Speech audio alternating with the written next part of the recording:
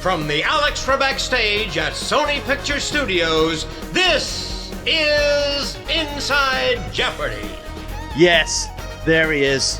Producer Sarah moving her shoulders to Johnny on his axe and his wonderful version of the Jeopardy theme. Hello, welcome back to Inside Jeopardy, your exclusive and official podcast destination for all things happening in the world of Jeopardy. I'm Michael Davis, and I'm joined today by the shoulder-gyrating producer, Sarah Foss. Yeah, Johnny makes me get dancing. I can't help myself. He does it to all of us. He does it to all of us. Yeah, happy Monday, Michael. Yes, happy Monday to you. Coming fresh off a Mother's Day, which, Happy Mother's Day. I should say this. Yeah, you say happy Monday, of course. We are not recording this on a Monday, so I'd temporarily forgotten. It's okay. This is a big day. I don't know how you managed to combine motherhood of those two beautiful girls and doing everything you do at Jeopardy and everything else you do in your life. But happy Mother's Day. Well, thanks, Michael. You know, my daughters have a way of celebrating me on that day, but it ends up being more work for me, if I can say that, because it's often like, hey, Mom, we're going to set up a spa in your bathroom and give you a spa day. But really, it's just another thing for me to clean up. So I know they mean well. But yes, lovely day. Another thing to clean up is basically that should be in the job description of mother. Yes. And also producer at Jeopardy. Very often, it's exactly the same thing. Welcome to television, as you always that is my tell line. me, Michael. That is my line. Lots going on in the world of Jeopardy. Yes, Michael, an exciting Monday on Jeopardy. On Masters, we had 3 episodes there last week in the quarterfinals, Monday, Wednesday, and Friday. Of course, we're going to be back tonight with a new episode and close out those quarterfinals on Wednesday, kicking off the semifinals Friday. We'll be talking about all of those games, but James Holzhauer, we know he's a big Golden Knights fan. I don't know if you saw, Michael, he got to ring the siren at a Golden Knights game. And wow. I mean, he really got into it. He rang it hard. Yeah, huge Golden Knights fan, huge sports fan in general. Jeopardy Masters is airing with the NHL and NBA playoffs in full swing. And, for me, even as the artist formerly known as Davo, still a lot of Champions League going on, getting to the end of the Premier League season. So, yes, there is a lot of sports out there. It was great to see James participating in it so heavily. Well, and speaking of soccer fans, of course, our director, Russell Norman, coming up a little later on the pod. He's a bit invested right now as well, Michael. Yes, tune out if you're not interested in hearing sort of heavy Crystal Palace talk for the rest of the pod. Before we get into all things Masters and regular Jeopardy, we're going to take a quick look back at this week in Jeopardy history.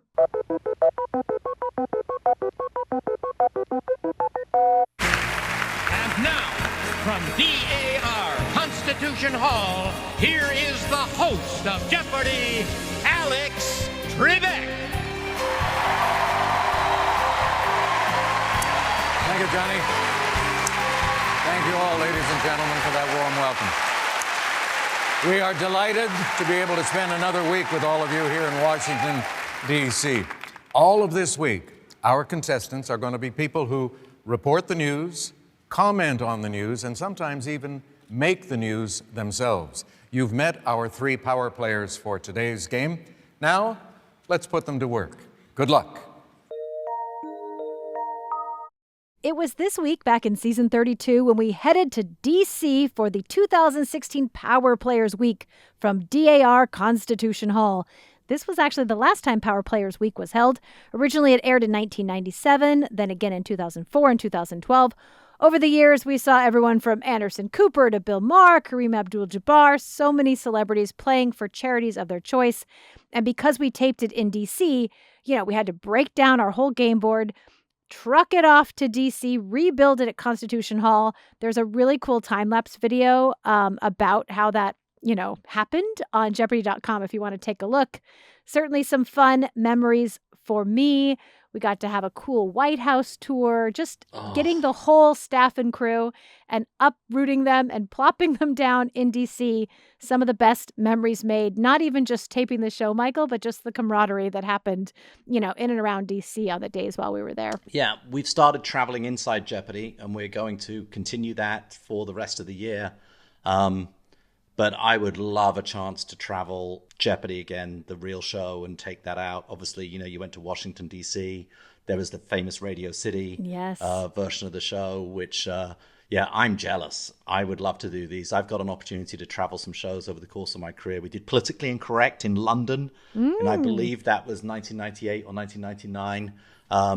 And then, working in DC is special. I did the gala for the president of Ford's Theater a couple of times when I was at ABC and got to go to the White House and do that. And those were highlights for me as well. So I look forward to, yes, we would love to have a more portable Jeopardy set, actually. It's something that we're working on so that we could conceivably do that. Yeah, good times. And hopefully some more ahead as we do our city tour. Well, in Masters, we returned last Monday. James, Matea, and Matt up in the first game of the night.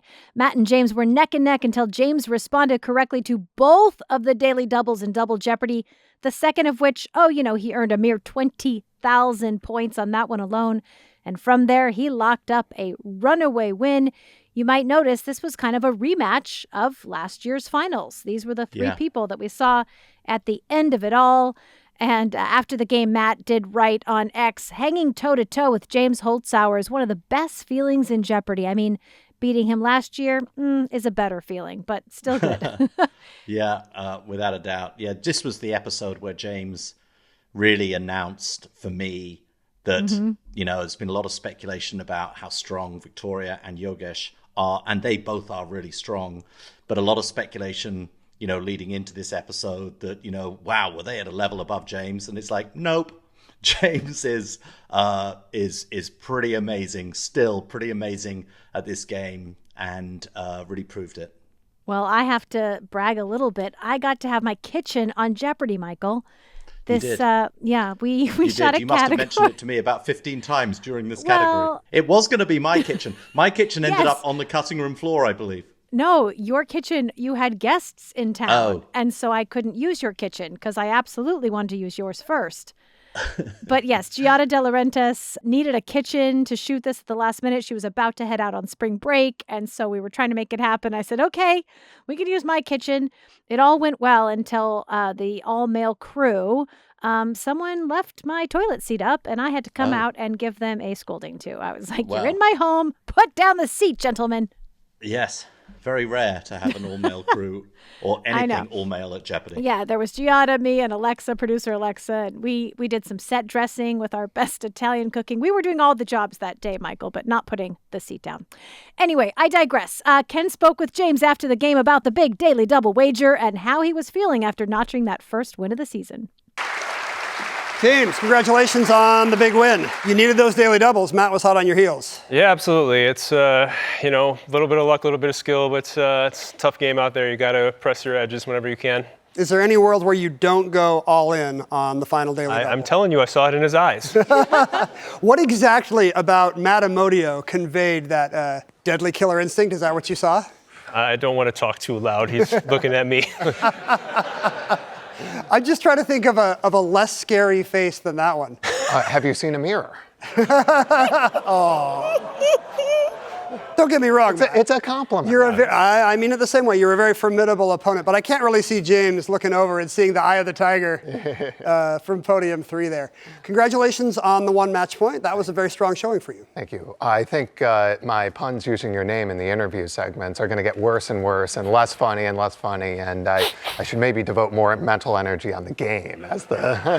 How many hours went into trying to think of rappers whose names sound like Ken? It's because Sam Buttrey's not here. I know. I have to channel him as best as I can. James, you got your first win. Is that a relief? How does that feel? No, I'm the final boss. This is what I do. I don't want you to break character, but that was an impressive win. I think that reminded everybody of your play last year. Congratulations. Matt, you got a 1 match point when you needed it. Well done. Thank you. And we will see all 3 of you in our next show in some different configuration. Okay, second game in Monday's show. Victoria, Yogesh, and Amy took the stage, and this game was all Victoria, really. She had a dominant start heading into Double Jeopardy with over 12,000 points, and from there she hit a 13,000 point daily double and cruised into a runaway win. Yeah, in that daily double, the category We Out Here Trying to Mine, in a 1909 book on mining, this man, who got more famous 20 years later, noted that overproduction of mined metal can depress prices. Correct response, Hoover, but my favorite part of this was watching Victoria quickly calculating exactly how many points were left on the board and how big she needed to go. She obviously chose to go very big with 13,000 points. Yeah, one of my favorite named categories of all time. We Out Here Trying to Mine. I loved it. I love it. I love it. Love a little Marcus Brown. Well, on Wednesday, Yogesh, Matt, and Amy competed in game number 1. 26 correct responses, 15,400 points on a daily double. This was Yogesh all the way. He could not be caught, and he seems to be carrying on the Masters season tradition so far, that is win with a runaway, our 5th of the tournament so far. Yeah, I mean, usually runaways, on a regular game, we would say, a runaway is really a great game. That's not something which we really want to watch. I think the difference is a Masters runaway is such an achievement. It's sort of fascinating to watch. Well, and to think it's the same group of players. So in one game that, one player can have such a dominant runaway and then come back again and play the same people. And then the other person, it just really speaks to how good these players are, but also how important the daily doubles are and that buzzer rhythm, just getting into that zone. And if you get into it at the right moment, boy, the momentum can shift so much. Yeah, Matt joked on X afterwards. Sometimes you lose a Jeopardy game and think, that was bad luck. I deserve to win this one. Other times you lose a Jeopardy game to Yogesh. Well played. Very impressive. Well, Yogesh did very well in the country music history category in that game. Let's hear how he was feeling after the big win. Amy and Matt, are you like me? Were you wondering if Yogesh had O'Brien on the daily double? Yes. Yeah. Yes. You sold it, Yogesh. Was that showmanship, or were you genuinely not sure? Yeah, no, I was thinking it through. Yeah. Am I thinking too much about tonight's quiz at O'Brien? You're going to go play more trivia tonight. You can't get enough.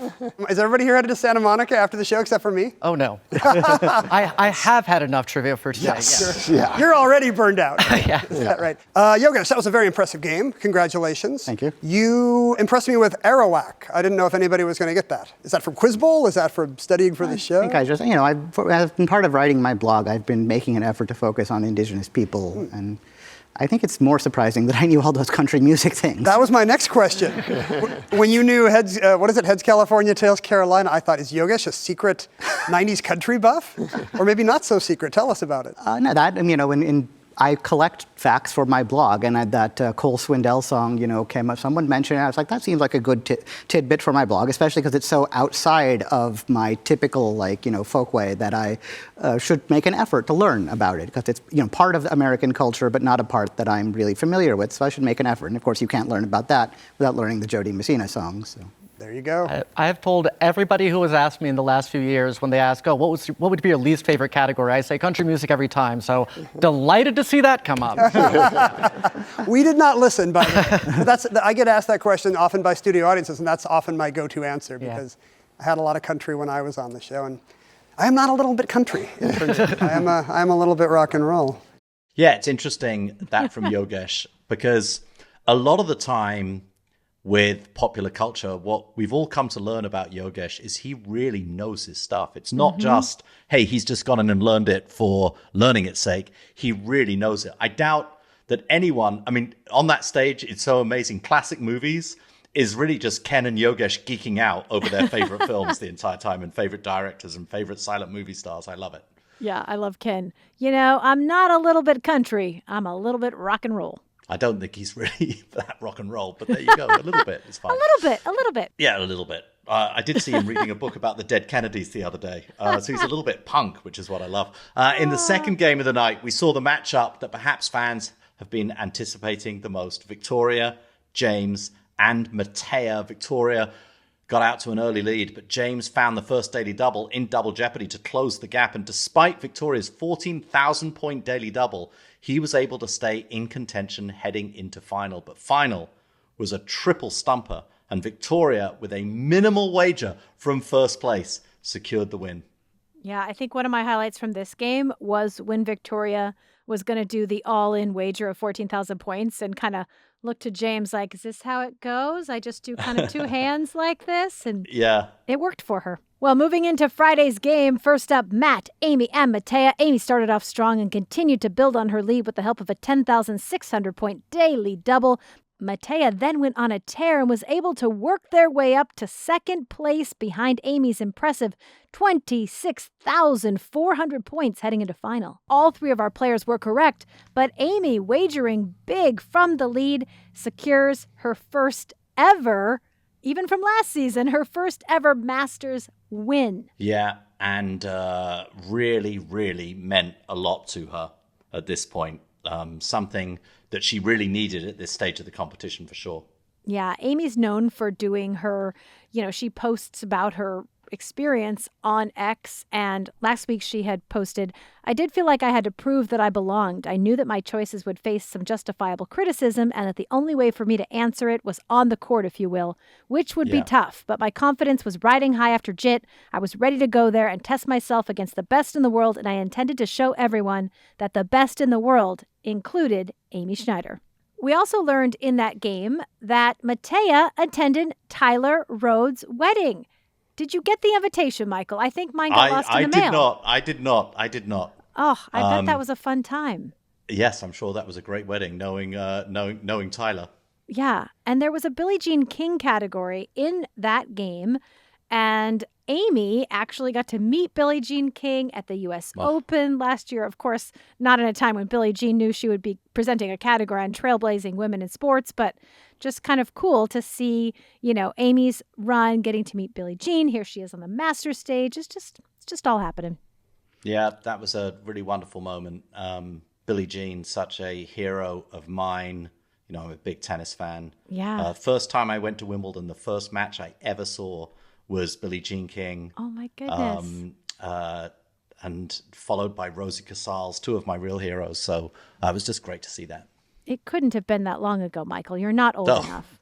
I am. I'm 58 years young, Sarah, as you well know. Yes, very young. Well, let's see how Amy was feeling after her first Masters win.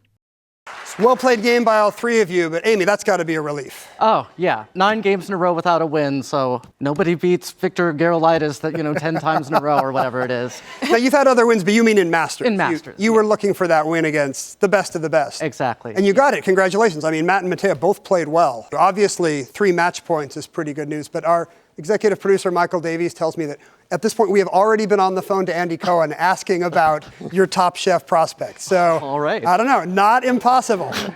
Not impossible. All right. And I'm not saying you would have had to win that game, but it doesn't hurt, honestly. Like, a lot on the line for you on 2 different TV shows right now.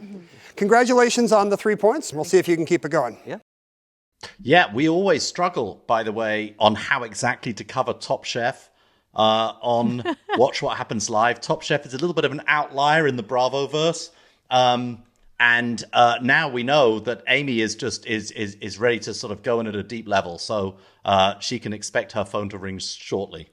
I don't know which will be more exciting, Masters or Top Chef. I think it's going to be a tough draw. Well, they're all Masters. Okay, game 2, Victoria, Yogesh, and James. This was a close game. Yogesh had a big lead heading into double jeopardy, but Victoria and James caught fire, each finding a daily double. All 3 players went into final jeopardy within 2,800 points of each other, but Yogesh, from second place, nearly went all in and was correct in final to take the win.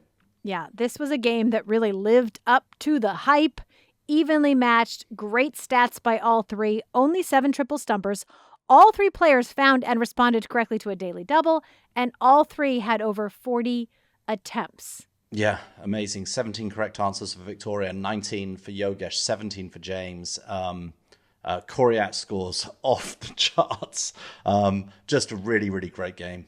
Victoria shared some insight into that final Jeopardy wager that she made after the game. Let's take a listen. First of all, phenomenal game from all 3 of you. Like, boy, a 3-way, 17,000 point tie that late in the game. Victoria, I have to ask you about the wager in the final. I figured that, the most likely outcomes are everyone gets it, everyone misses it. I also figured that they had they kind of had 2 choices of wagering. They could either wager just above my score or they could wager, very large wagers.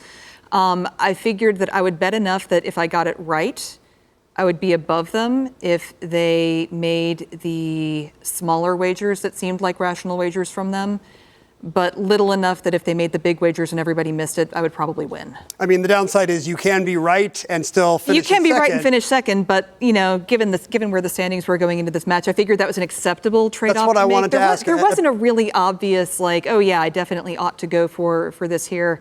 The big wager seemed like it was higher risk for potentially lower rewards. It is kind of an interesting bit of master's calculus that sometimes you might be playing for second. You're undefeated so far, Victoria, and you had a comfortable lead. But right now, it's 10 match points for each of you. Congratulations, Yogesh. Well played. That was a great game, all three of you. Fun to watch. Well done.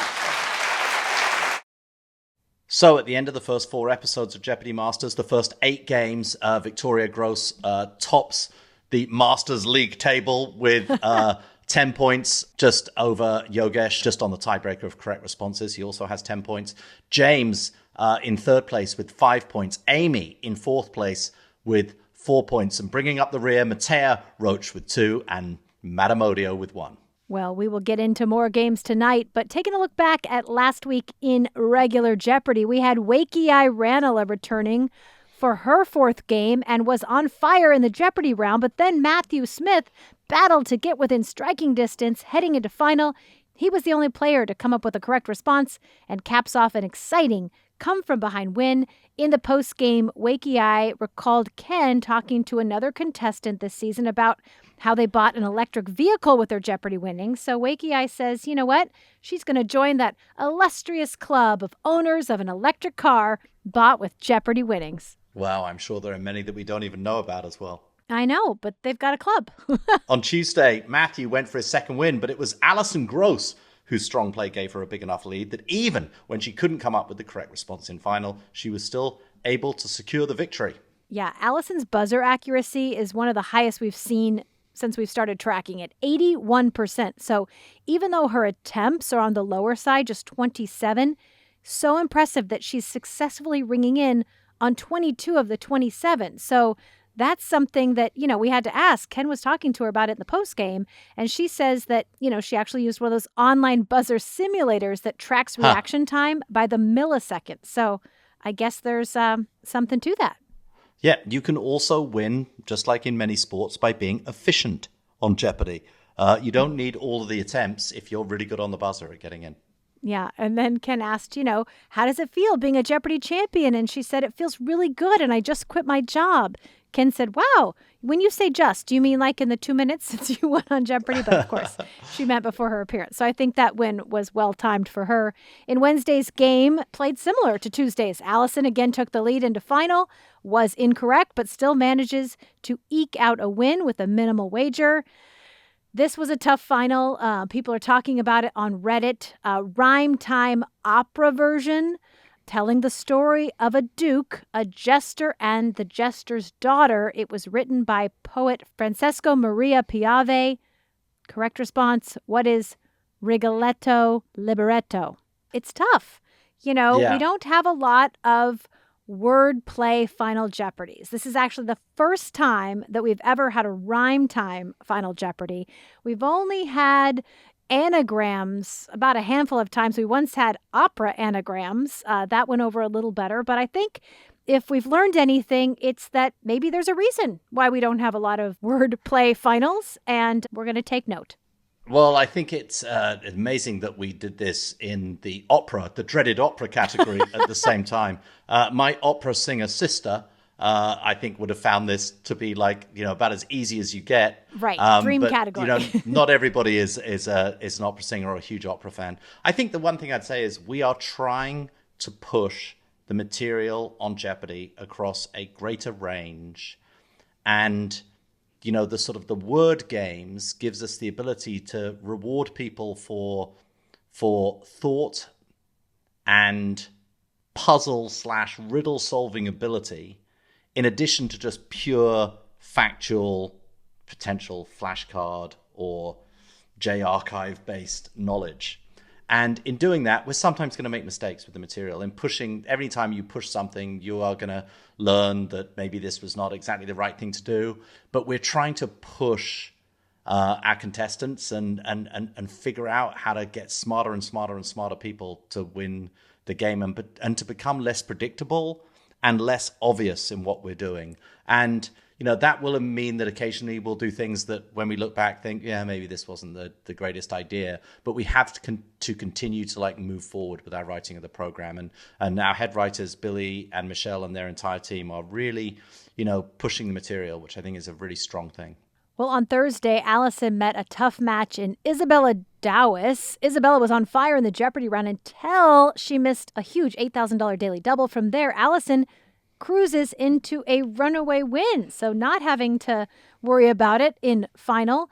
She also found both daily doubles in Double Jeopardy, so this was a nice win for her, and her strong buzzer game is continuing. In this one, 31 attempts, but successful on 21 of them. So, when she was asked about it, she said she's really just came in knowing that she was only going to ring in if she felt 90% confident that she knew the response. And this is a tactic not everyone uses. Some people say just try to get in and then it may come to you after, the host calls on you, but this is working for her. It's actually a strategy we see more in Celebrity Jeopardy than we do in regular Jeopardy. Some of our best Celebrity Jeopardy players play a bit more like this.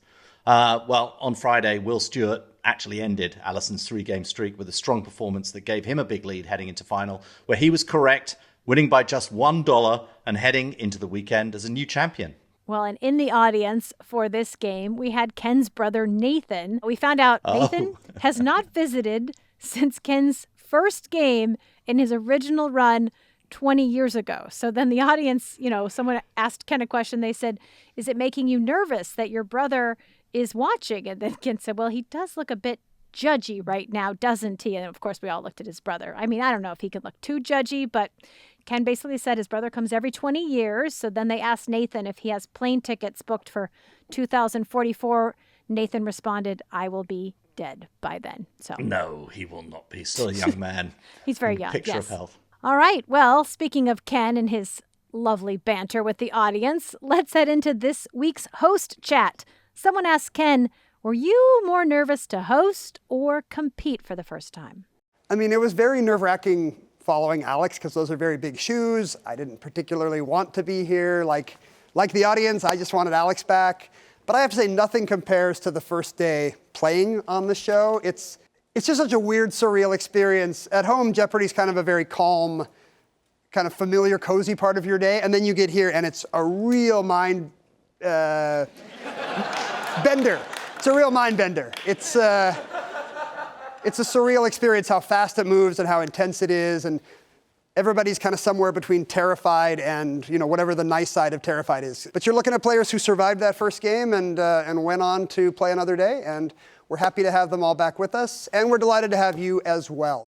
And now, Michael, it is time to welcome to the pod our director, darling, Russell Norman. Russell Norman, darling, welcome to Inside Jeopardy. Thank you so much, darling. It's lovely to be here with you two. We should say Yes. Russell and I go back quite a long way. We're from a similar part of London. Yeah. And like a lot of people who work in showbiz in Britain, we call each other darling all Exactly. the time. And, Yes. and we've brought that into Jeopardy, and people have had to get used to that darling, haven't they? That Totally. we call each other Totally. darling. And I just want to be part of the club, so I do it too. Hello, darling. I mean, I've got to tell you, the reason a lot of the time I call people darling, because I don't remember their names. It's as simple as that. Men, women, whatever, on my crew, I just go, oh, thank you, darling. It's lovely, darling.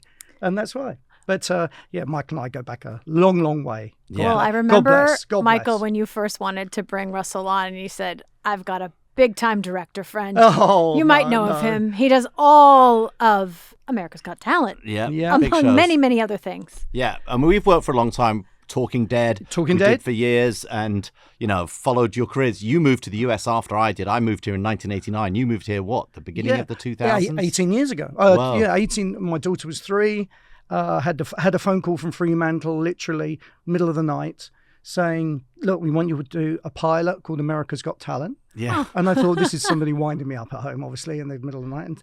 And no, and literally, they phoned me. I went to see Simon Cowell, his house.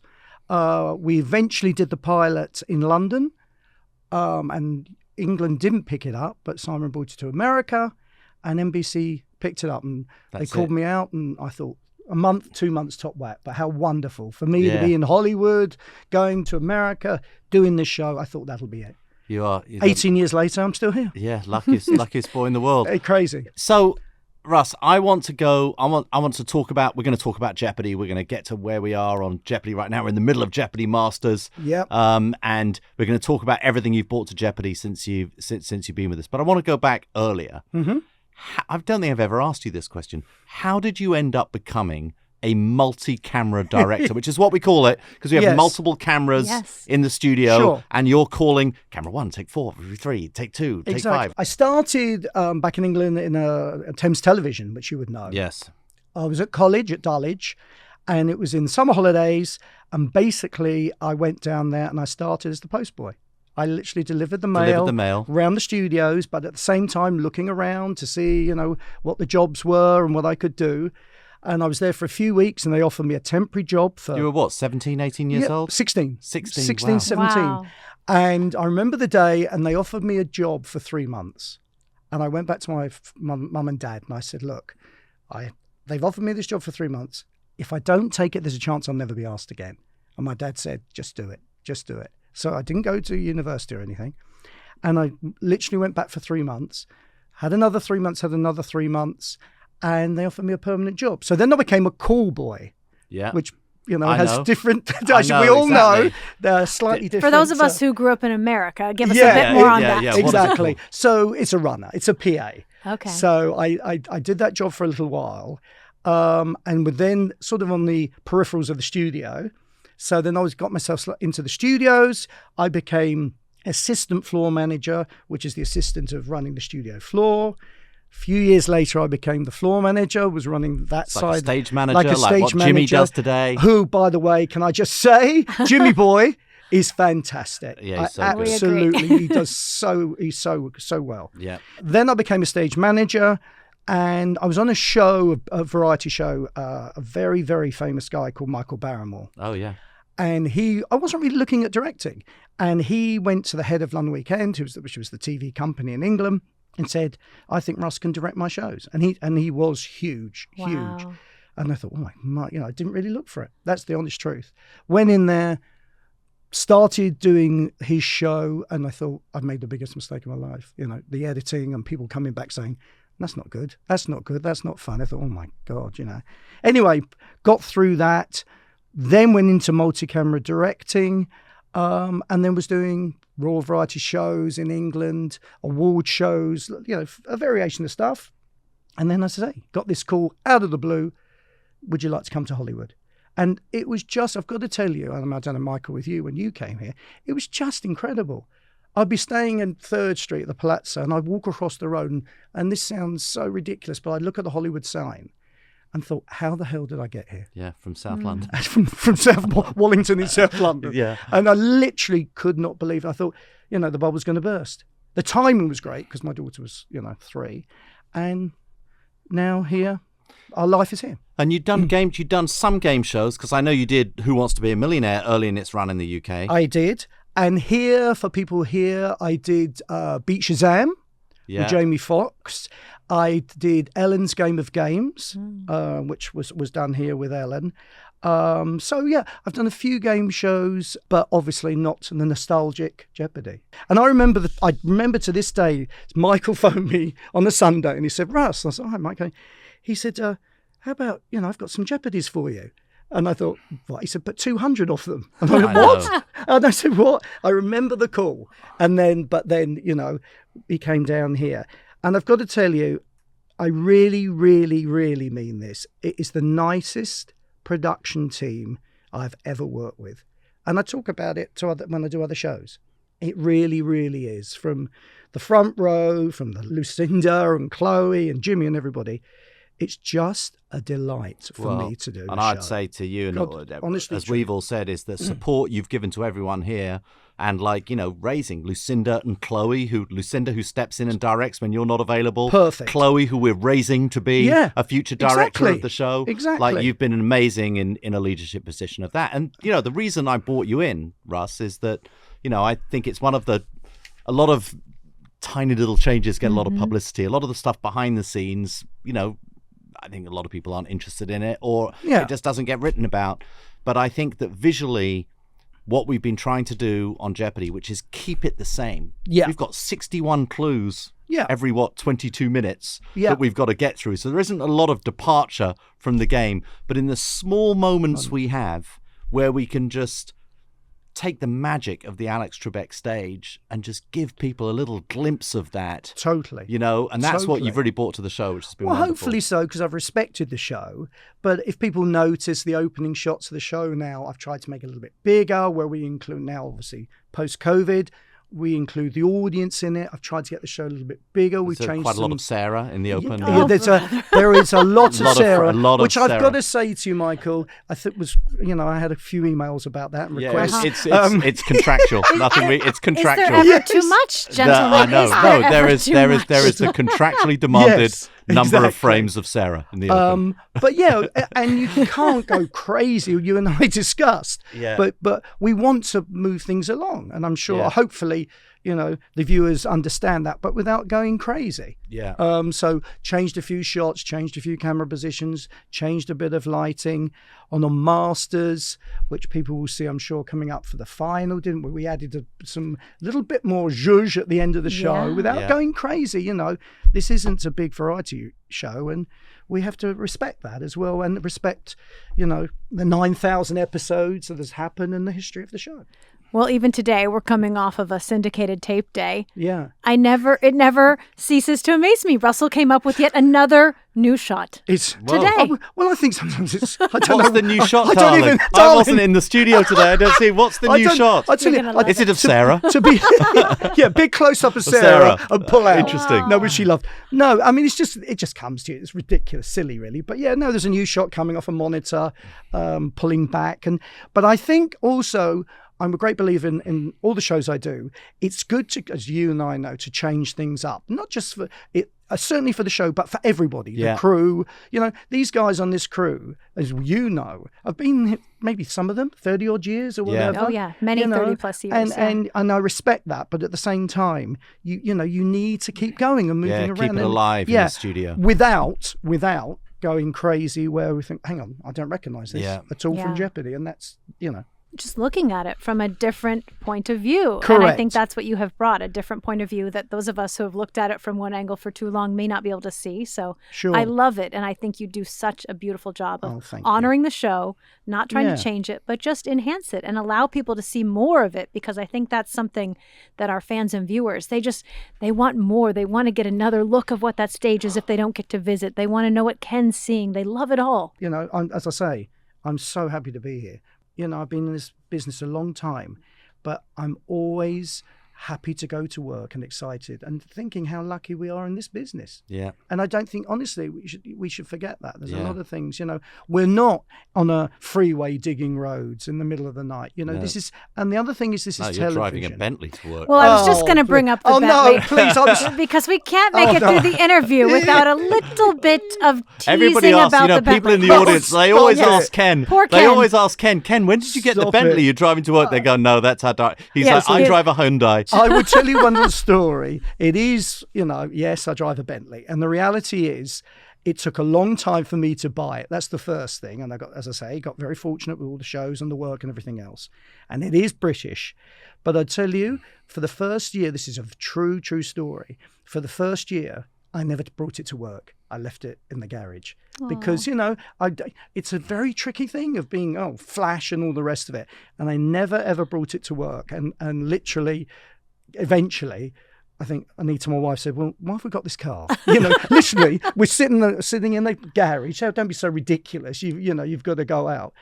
But, and the other You've time earned it, Russ. You've earned it. There's a line of, I have been doing it since I was 16, and that if that's more for about 30 years. Yeah, thank you. Yeah, not that long. No, but it is. It's a fine line, but what do you do? If you enjoy it, why not? Yeah. It's there, and I like, but I don't want to push it in people's faces. Yeah. So again, very, very fortunate. But it was always the car I wanted, and never dreamt I'd have it. That's the God's honest truth about the car. So, but it is funny when the audience members, don't they? They always think it's Ken's. Any questions, Ken says, and they say, yeah, is that your Bentley out there? Which, of course, it's not.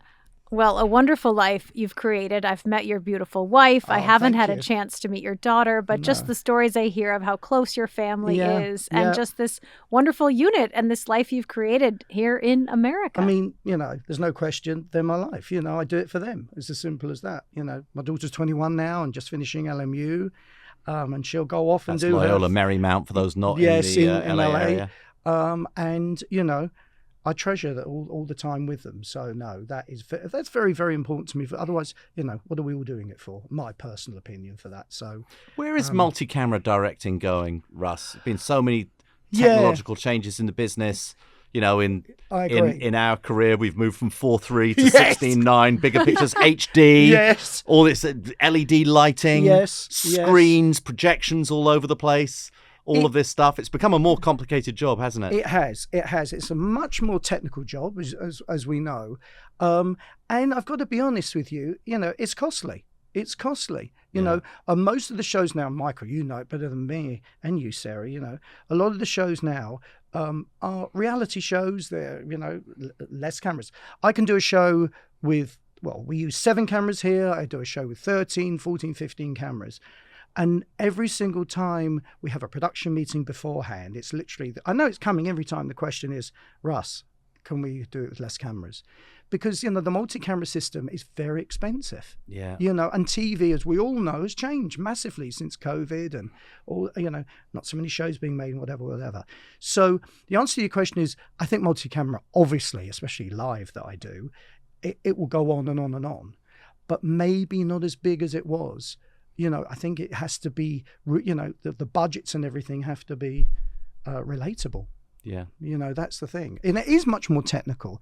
When we do America's Got Talent, when I did America's Got Talent earlier, like 5 years ago, we would have sets, you can probably know, in the theatres, and we'd have trees and hanging, and it would take an hour for the scenery guys and all the crew to get all this on. Now on those kind of shows, and this is on America's Got Talent, it's all video, 4-wall video, and literally hits a button, it's a palace. Hits another button, because, that's the way shows are made. Look at all the award shows now.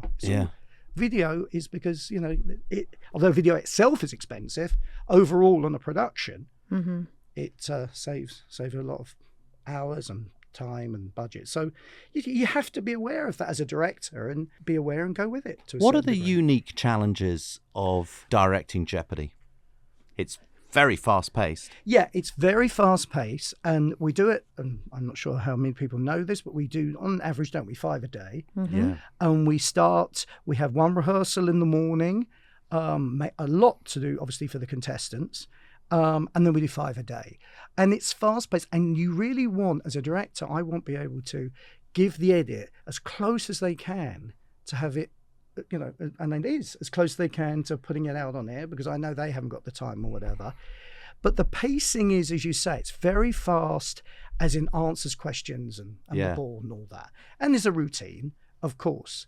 But I have sitting next to me Lucinda, who I will make who is not only a wonderful person, but she's been doing it a long time. So she knows all her technical side is all set up. So it sort of runs pretty well, as as a machine. Yeah. But you've got to, it's fast. It's very, very fast show to do. What is the most challenging episode or project that you've ever been presented with, if you look back? Any show at all? Yeah. Saying? I thought it was challenging, and it was quite recent, but just before Christmas, CBS asked me to do Dick Van Dyke special. And I was like, he was my hero. And the challenging thing was, he's 98 years old. Yeah. And the challenging thing for that show was we had 20 musical performances of all the, Chitty Chitty Bang Bang, Mary Poppins, and lots. And again, done in one day, very, very fast. But the challenge was, for me and for the whole show, was how long was Dick going to be able to sit there in his Chitty Chitty Bang Bang car? And literally they thought an hour, and we thought, are we going to be able to get the show? So it was tough, but God bless him. He sat there for 2.5 hours and he was the last one out the studio. He loved it. So that was a different kind of challenge, but are we going to be able to make the show in the time? So that was a fairly recent one. You wait till I pitch you Jeopardy Island. Yes. Or Jeopardy Mountain, like Deal or No Deal Island. Oh, no, yes. No, there's no danger of it, don't worry. That's purely a joke. That's just a joke to everybody out there. We're not doing Jeopardy. We're not doing Jeopardy on an island or on a mountain. Yeah, don't worry. But Michael's continually, every time I see Michael, what about this? What about that? Which is, he's the master of it, literally, the master of it, Michael. The Tinkerman. Yes. Well, amazing. We haven't talked about football yet. That was a mild football reference for the very, very inside football people. This is impressive. The Tinkerman, but nobody know that. Russ has got spring in his step today because his beloved Crystal Palace. They beat Manchester United today. There may or may not excited. have been a monitor in the control room. It's hilarious. Yes, it's hilarious because Michael and I are continually, and they all look at us, don't they? Yeah, I know. I go, and today I support a team called Crystal Palace, and perhaps a lot of people haven't heard of, but they're in the Premiership. And literally, they're hitting. I'm sure a lot of people have heard of Manchester United, and literally. And I'll tell you, this is the truth. It's literally, I'm directing the show and I have a tiny little monitor like miles around the corner, and literally, and I'm making these sort of noises. But in rehearsals, Crystal Palace beat them by four goals to nil. I know, it's amazing. Will never happen again. And was just the most amazing result ever. So but that's British thing that we are very, very passionate about, aren't we? Without a doubt. Especially when I go back. Well, as our listeners now know, we are in good hands with Russell Norman at the helm. So happy to have you as a part of our Jeopardy team. It's been, and long may it last. It's a wonderful, wonderful experience for me to be involved with Jeopardy, and thank you both. Yeah, look, this whole interview, let's face it, is just Sarah's way of protecting her frames in the opening shot. Yes. And my secret's out. And Michael, maybe we should change that for tomorrow. I'm on the cutting room floor. Yes, exactly. But no, it's an absolute delight. And that wraps up today's show. Join us next week as we highlight the remaining Jeopardy Masters quarterfinals, the first 2 semifinal matchups, and we will be speaking with last year's Masters, the only 2 who didn't return this year, but they returned to join for all the semifinal and final fun, Andrew He and Sam Buttery. Yeah, and I've just got to tell you, the one note that I wrote down during this podcast is that I would love to get a contestant actually quit their job during a taping of Jeopardy. I think that would be wonderful. If they're going into final with a runaway and they've maybe won like 3 or 4 games, that they do the math and they realize, hey, you know what? I can just pick up the phone right now. We'll get you a phone. You can call your boss right at that point and say, I'm a Jeopardy champion. I'm a multi-day Jeopardy champion now. I don't need to strain another day in front of this computer. I don't need to commute anymore. I love it. Maybe it's a runaway and they can just say, what is I quit, and then we just announce it right then and there. Even better. Do it within the game. That's so good. Okay, we'll be back with Inside Jeopardy next week. See you all then. See you then.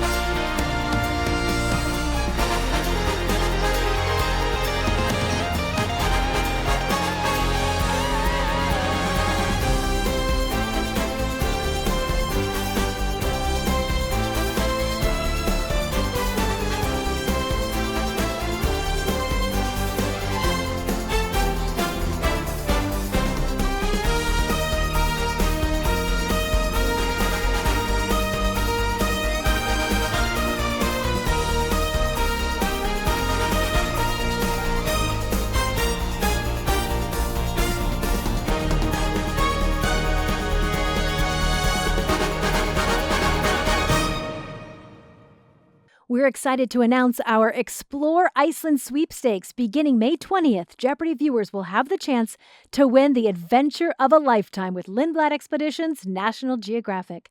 No purchase necessary, void where prohibited. See official rules for details. For more great Jeopardy videos, hit the subscribe button below.